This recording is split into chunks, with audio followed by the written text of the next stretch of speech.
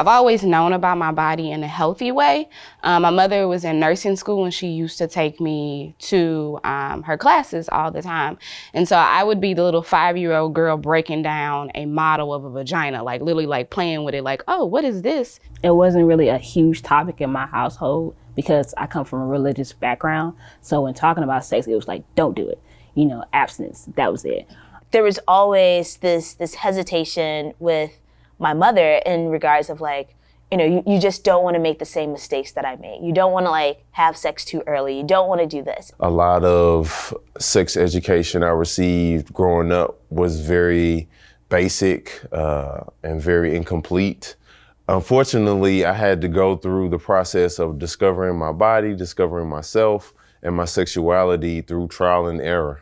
Oftentimes it was like then looking at porn and exploring things that way. Like late night Cinemax, Showtime, Red Shoe Diaries. One day I stumbled upon my father's porn collection. My father's porn collection is like epic. It's like legendary in the hood. It's just amazing. It's just amazing. I'm very proud of the man. I mean, it just made me really curious. Like they looked like they were having so much fun and I wanted to know what all the fuss was about. And I was really young, so the whole concept didn't make a whole lot of sense to me, but I still was curious, so. I couldn't really ask my dad about it because I wasn't supposed to know about it. So a lot of it was experimentation, touching myself and learning, you know, different ways that my body can be pleasured. I started to experiment with friends, maybe about 5 or 6 years old. My sister had a stuffed animal, a huge stuffed animal. So when she wasn't around, I would hold and sleep with this thing because it was in the form of, you know, a form of a female. I didn't know a word for orgasm when I was like 6, obviously, but like I would just like squeeze my legs together really, really tight. And then there would be these like waves and I'm like, oh, that's nice. I'll do that some more while I'm watching cartoons and waiting to go to daycare.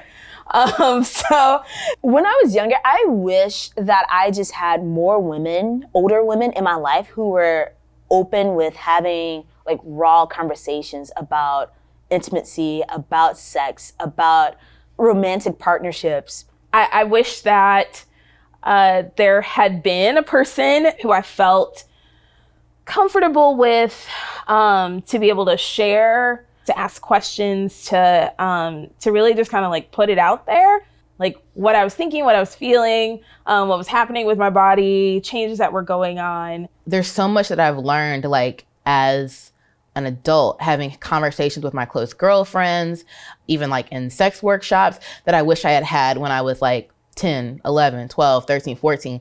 Leaving children to explore these things without any type of informative resources or educational tools, they're gonna experiment, and that's a dangerous way to learn about sex. I would say the first 6 or 7 months of me being sexually active, I didn't use a condom because I didn't know how to put one on. And so that's just basic, you know, sex education knowledge, you know, that I didn't have.